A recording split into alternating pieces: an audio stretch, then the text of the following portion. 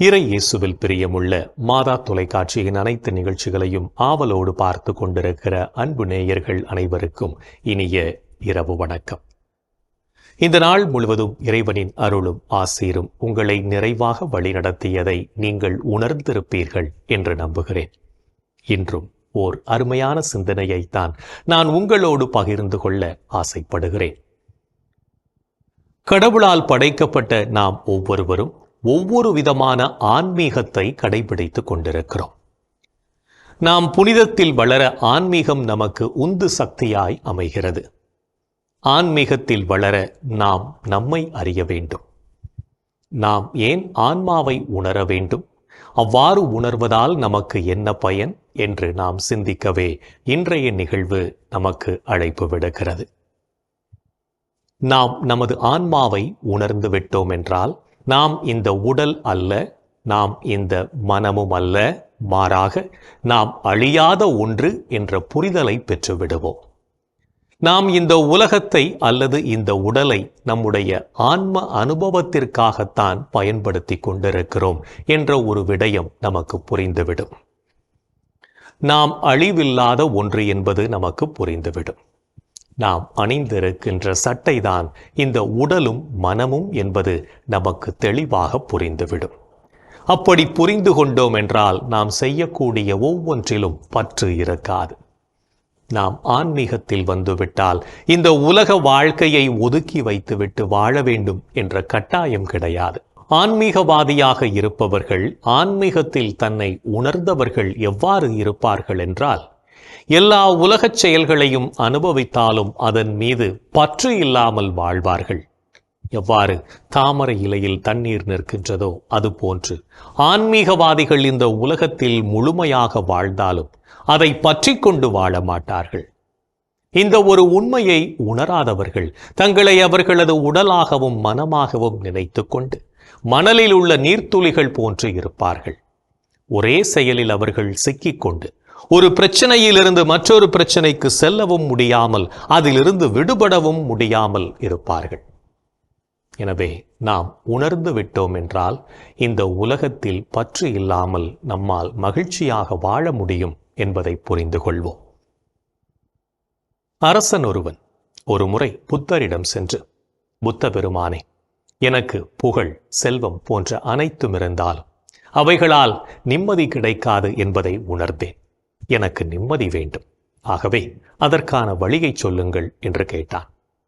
உடனே புத்தர், தனியாக இரு, நிம்மதி தானாக கிடைக்கும் என்றார். அதை அரைகுறையாக புரிந்து கொண்ட அந்த அரசன் உடனே அரண்மனைக்கு சென்று பல மாதங்கள் தனியாக இருந்து பார்த்தான்.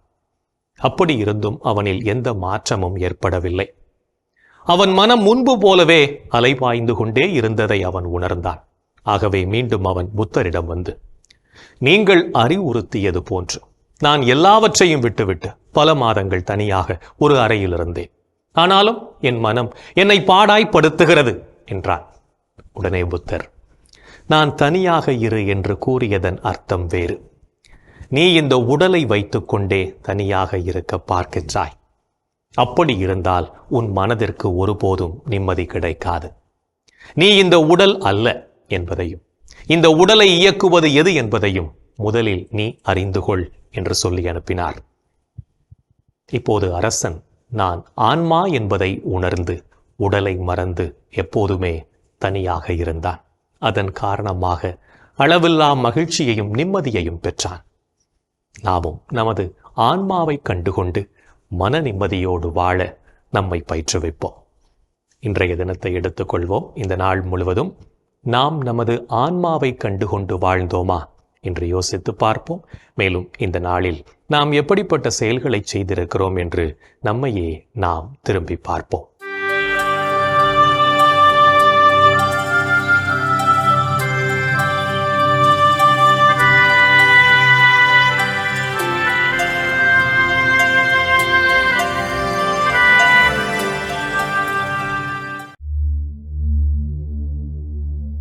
இன்று நீங்கள் மற்றவருக்கு நன்மை செய்தீர்களா? தீமை உங்களை வெல்ல விடாதீர்கள், நன்மையால் தீமையை வெல்லுங்கள். இன்று நீங்கள் மற்றவருக்காக இறைவனிடம் பரிந்து பேசினீர்களா? அனைவருக்காகவும் மன்றாடுங்கள், இறைவனிடம் வேண்டுங்கள், பரிந்து பேசுங்கள், நன்றி செலுத்துங்கள். முதலில் நான் உங்களுக்கு தரும் அறிவுரை இதுவே. இன்று நீங்கள் உங்கள் வீட்டில் உள்ள பெரியவர்களை மதித்து நடந்தீர்களா? முதியோரிடம் கடுமையாய் ஈராதே, அவர்களை தந்தையராக மதித்து ஊக்குவி. இன்று நீங்கள் உங்களை மற்றவருடன் ஒப்பிட்டு பார்த்தீர்களா? ஒவ்வொருவரும் தம் செயல்களை ஆய்ந்து பார்க்கட்டும். அப்பொழுது தம்மை பிறரோடு ஒப்பிட்டு பெருமை பாராட்டாமல் தாம் செய்த செயல்களை பற்றி மட்டும் பெருமை பாராட்ட முடியும். இன்று நீங்கள் இறை வார்த்தையை மற்றவருக்கு அறிவித்தீர்களா? இறை வார்த்தையை கற்றுக்கொள்வோர் அதை கற்றுக் கொடுப்போருக்கு தமக்குள்ள நலன்கள் அனைத்திலும் பங்களிக்க வேண்டும். இன்று நாம் எப்படிப்பட்ட செயல்களை செய்திருக்கிறோம் என்று நம்மையே நாம் கேட்டு பார்த்த வேளையில், இறைவனுக்கு ஏற்புடைய செயல்களை நாம் செய்திருந்தாலும் சில நேரங்களில் இறைவனுக்கு எதிராகவும் செயல்பட்டு அவருடைய மனதை காயப்படுத்தி இருப்போம். அத்தகைய தருணங்களுக்காக மனம் வருந்தி மன்னிப்பு கேட்டு மனத்துயர் மன்றாட்டை ஜெபிப்போம்.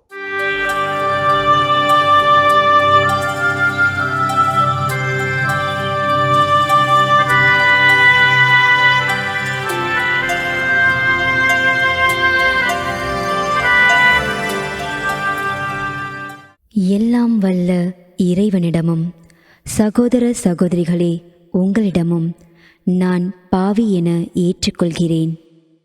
ஏனெனில் என் சிந்தனையாலும் சொல்லாலும் செயலாலும் கடமையில் தவறியதாலும் பாவங்கள் பல செய்தேன்.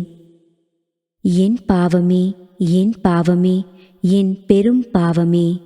ஆகையால் எப்போதும் கன்னியான புனித மரியாவையும் வானதூதர் புனிதர் அனைவரையும் சகோதர சகோதரிகளே உங்களையும் நம் இறைவனாகிய ஆண்டவரிடம் எனக்காக வேண்டிக்கொள்ள மன்றாடுகிறேன். ஆமேன். மனத்துயர் மன்றாட்டை ஜெபித்ததன் வழியாக இறைவனிடமிருந்து மன்னிப்பை பெற்றிருப்போம் என்ற நம்பிக்கையோடு இறை வேண்டலில் இணைவோம்.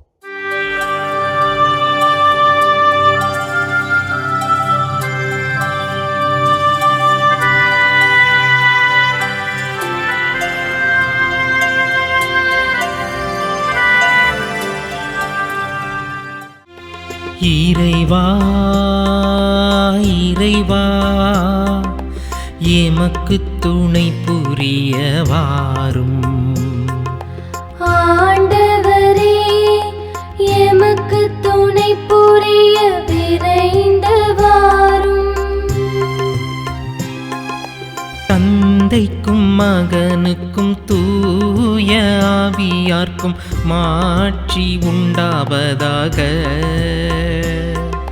தொடக்கத்தில் இருந்தது போல் இப்பொழுதும் எப்பொழுதும் என்றென்றும் இருப்பதாக. ஆமென்.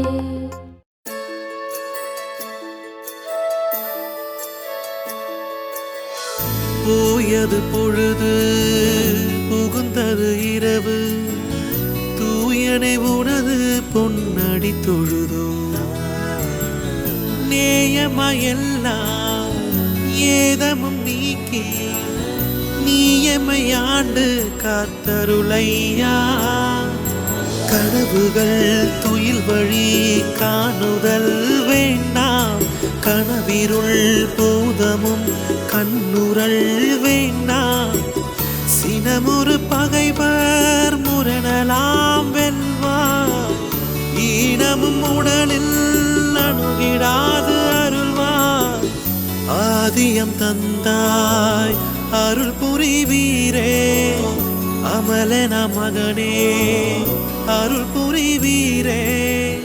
ஜோதிய உருவாம் தூயாவியாரே, தொழுதனம் உமதடி அருள் புரிவீரே. ஆமென் ஆமென் ஆமென்.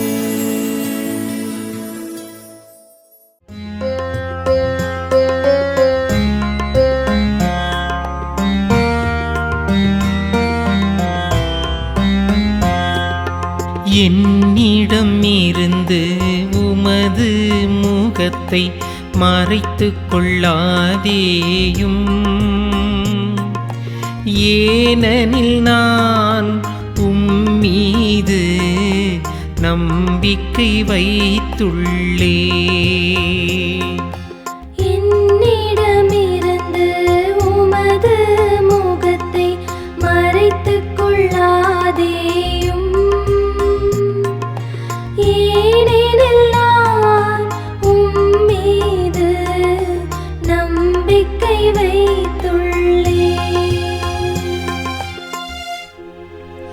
ஆண்டவரே, என் மன்றாட்டை கேட்டருளும். நீர் நம்பிக்கைக்கு உரியவராயிருப்பதால் உமது இரக்கத்திற்காக நான் எழுப்பும் மன்றாட்டுக்கு செவிசாய்த்தருளும். உமது நீதியின்படி எனக்கு பதில் தாரும். தண்டனை தீர்ப்புக்கு உம்மடியானை இழுக்காதேயும். ஏனெனில் உயிர் வாழ்வோர் எவரும் உமது திருமுன் நீதிமான் இல்லை. எதிரி என்னை துரத்தினான், என்னை தரையிலிட்டு நசுக்கினான். என்றோ இறந்தொழிந்தவர்களைப் போல் என்னை இருட்டில் கிடக்கச் செய்தான். எனவே என்னுள்ளே என் மனம் ஒடுங்கிப் போயிற்று. என் உள்ளம் எனக்குள் சோர்ந்து போயிற்று. பண்டைய நாள்களை நான் நினைத்துக் கொள்கின்றேன். உம் செயல்கள் அனைத்தையும் குறித்து சிந்தனை செய்கின்றேன். உம் கைவினைகளைப் பற்றி ஆழ்ந்து சிந்திக்கின்றேன். உம்மை நோக்கி என் கைகளை உயர்த்துகின்றேன். வறண்ட நிலம் நீருக்காக தவிப்பது போல் என் உயிர் உமக்காக தவிக்கின்றது.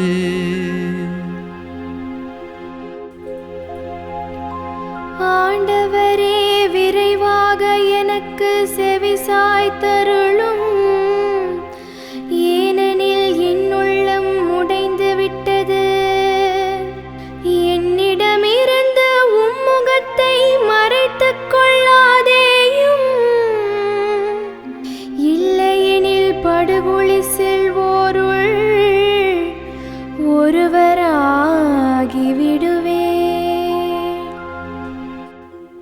உமது பேரன்பை வைகரையில் நான் கண்டடையச் செய்யும்.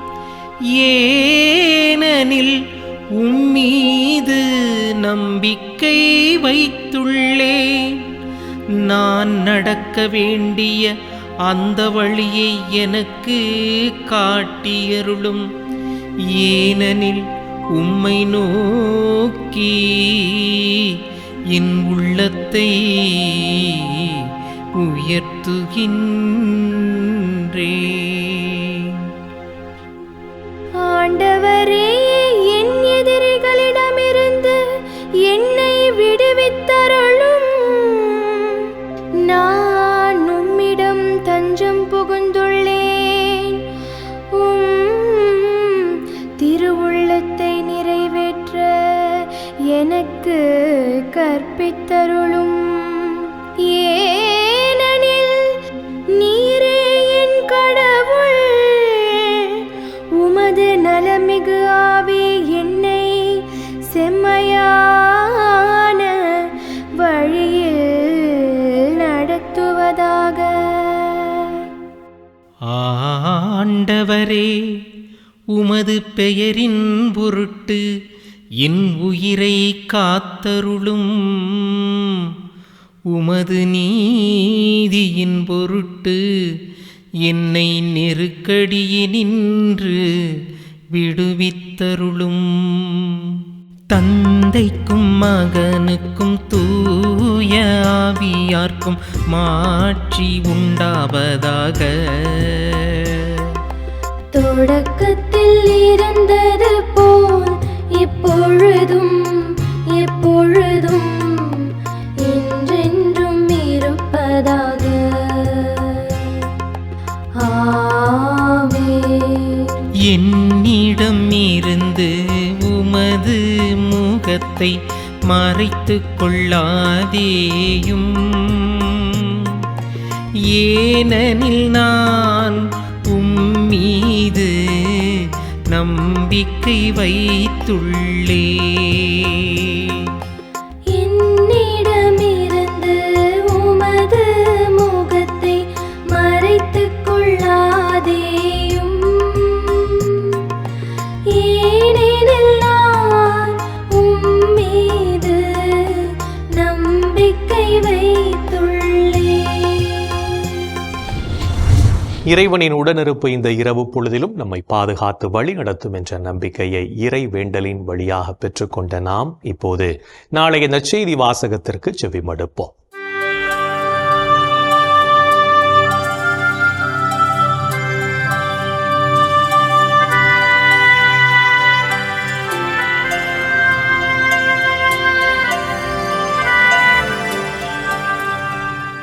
நாளைய திருப்பலி வாசகங்கள். முதல் வாசகம் திருத்தூதர் பவுல் தெசலோனிக்கருக்கு எழுதிய 2ஆம் திருமுகத்திலிருந்து வாசகம். அதிகாரம் 3, இறை வார்த்தைகள் 6 முதல் 10 மற்றும் 16 முதல் 18 முடிய. பதிலுரை பாடல் திருப்பாடல் 128. இறை வார்த்தைகள் 1 முதல் 2 மற்றும் 4 முதல் 5 முடிய. மத்தேயு எழுதிய தூய நற்செய்தியிலிருந்து வாசகம். அதிகாரம் 23, இறை வார்த்தைகள் 27 முதல் 32 முடிய. அக்காலத்தில் இயேசு கூறியது: வெளிவேடக்கார மறைநூல் அறிஞரே, பரிசேயரே, ஐயோ உங்களுக்கு கேடு! ஏனெனில் நீங்கள் வெள்ளையடித்த கல்லறைகளுக்கு ஒப்பானவர்கள். அவை புறம்பே அழகாக தோற்றமளிக்கின்றன, அவற்றின் உள்ளேயோ இறந்தவர்களின் எலும்புகளும் எல்லா வகையான அழுக்குகளும் நிறைந்திருக்கின்றன. அவ்வாறே நீங்களும் வெளியே மக்களுக்கு நேர்மையாளராய் தோற்றமளிக்கிறீர்கள், உள்ளேயோ போலித்தனத்தாலும் நெறிகேட்டாலும் நிறைந்திருக்கிறீர்கள். வெளிவேடக்கார மறைநூல் அறிஞரே, பரிசேயரே, ஐயோ உங்களுக்கு கேடு! ஏனெனில் நீங்கள் இறைவாக்கினர்களின் கல்லறைகளை கட்டுகிறீர்கள், நேர்மையாளரின் நினைவு சின்னங்களை அழகுபடுத்துகிறீர்கள். எங்கள் மூதாதையர் காலத்தில் நாங்கள் இருந்திருந்தால் இறைவாக்கினர்களின் கொலைக்கு உடந்தையாக இருந்திருக்க மாட்டோம் என்கிறீர்கள். இவ்வாறு இறைவாக்கினரை கொன்றவர்களின் வழிமரபினர் நீங்கள் என்பதற்கு நீங்களே சாட்சிகள். உங்கள் மூதாதையர் செய்த கொடுமையின் அளவுக்கு நீங்களும் செய்து முடியுங்கள். ஆண்டவரின் அருள்வாக்கு. கிறிஸ்துவே உமக்கு புகழ். ஆண்டவரே, உம் கையில் என் உயிரை ஒப்படைக்கின்றேன். ஆண்டவரே, உம் கையில் என் உயிரை ஒப்படைக்கின்றேன்.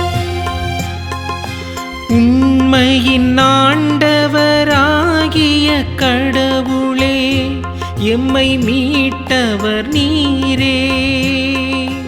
ஆண்டவரே, உம் கையில் என் உயிரை ஒப்படைக்கின்றேன். தந்தைக்கும் மகனுக்கும் தூய ஆவியார்க்கும் மாட்சி உண்டாவதாக. ஆண்டவரே, உம் கையில் என் உயிரை ஒப்படைக்கின்றேன். நாம் அனைவரும் விழிப்பாயிருந்து ஆண்டவரை எதிர்கொள்ளவும் அவர் தரும் மீட்பை பெற்றுக்கொள்ளவும் அழைப்பு விடுக்கும் இயேசுவின் குரலுக்கு செவிமடுத்து வாழ்வோம் என்ற சிந்தனையோடு சிமியோன் பாடலில் இணைவோம்.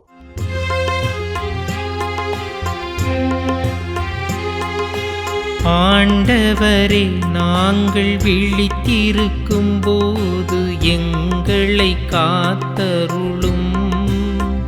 நாங்கள் தூங்கும் போது எங்களை பாதுகாத்தருளும்.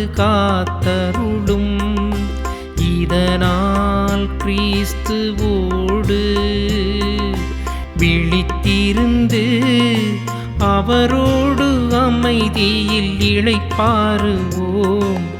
அவரோடு அமைதியில் இளைப்பாறுவோம். ஆண்டவரே, உமது சொற்படி உம் அடியான் என்னை இப்போது அமைதியுடன் போகச் செய்கிறேன். ஏனெனில் மக்கள் அனைவரும் காணுமாறு நீர் ஏற்பாடு செய்துள்ள உமது மீட்பை என் கண்கள் கண்டு கொண்டன. இம்மீட்பே பிற இனத்தாருக்கு வெளிப்பாடு அருளும் ஒளி. இதுவே உம் மக்களாகிய இஸ்ரவேலுக்கு பெருமை. தந்தைக்கும் மகனுக்கும் தூய ஆவியார்க்கும் மாட்சி உண்டாவதாக. தொடக்கத்தில் இருந்தது போல் இப்பொழுதும் எப்பொழுதும் என்றென்றும் இருப்பதாக. ஆமென். ஆண்டவரே, நாங்கள் விழித்திருக்கும் போது எங்களை காத்தருளும். நாங்கள் தூங்கும் போது எங்களை பாதுகாத்தருளும். இதனால் கிறிஸ்துவோடு விழித்திருந்து அவரோடு அமைதியில் இளைப்பாறுவோம். அவரோடு அமைதியில் இளைப்பாறுவோம். இறைவன் நம்மை ஒவ்வொரு நொடிப்பொழுதும் அற்புதமாய் வழிநடத்தி கொண்டிருப்பதை சிமியோன் பாடல் வழியாக உணர்ந்து ஜெபித்த நாம் இப்போது நாளைய புனிதரை பற்றி பார்க்கலாம்.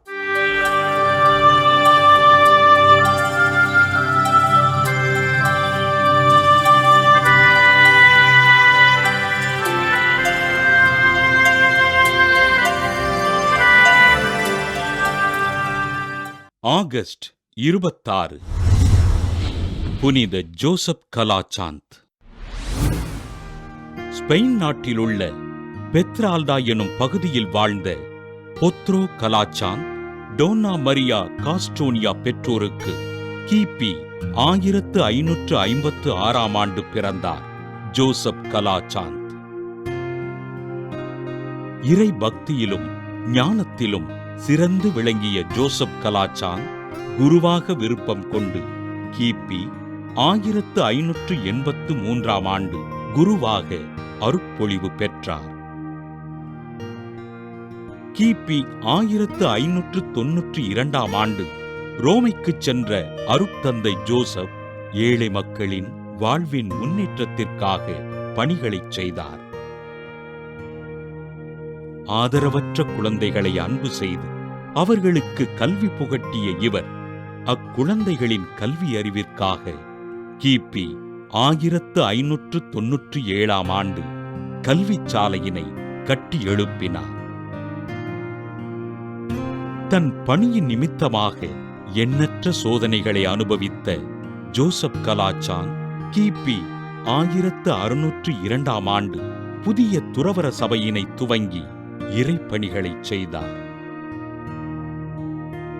ஏழை மக்களுக்கும் குழந்தைகளுக்கும் உண்மையான நண்பனாக இருந்து உதவிகள் செய்து வாழ்ந்த அருட்தந்தை ஜோசப் கலாசாந்த் கிபி 1648ஆம் ஆண்டு விண்ணகம் சென்றார்.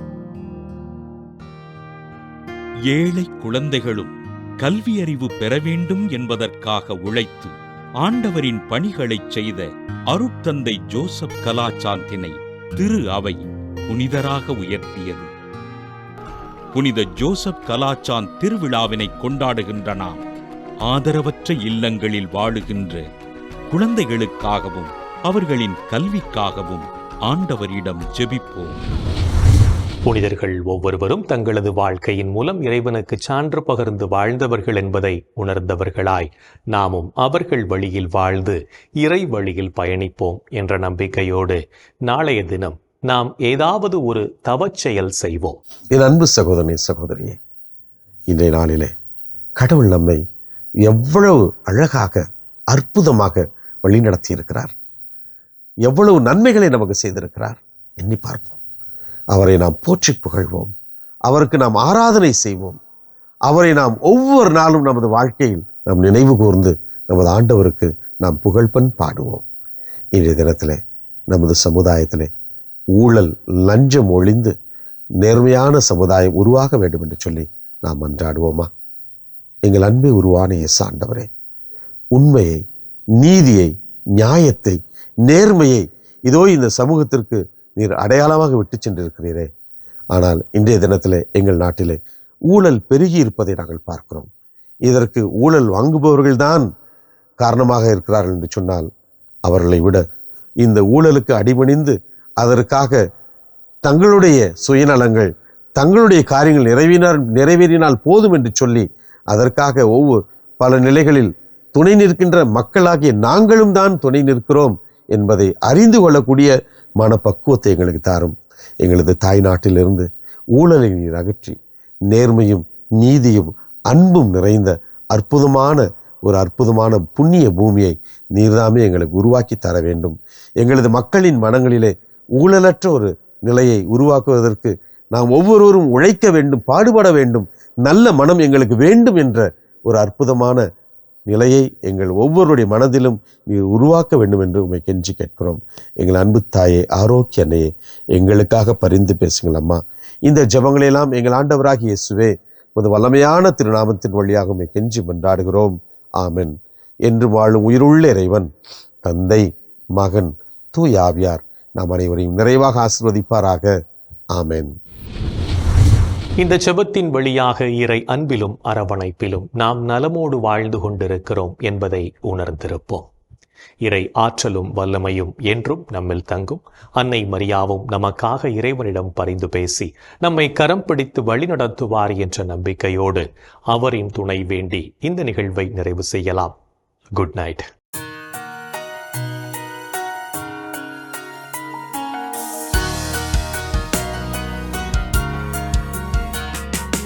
வானகம் ஆளும் அரசி வாழ்க, வாழ்க, வாழ்க, வானவர் அனைவரின் தலைவி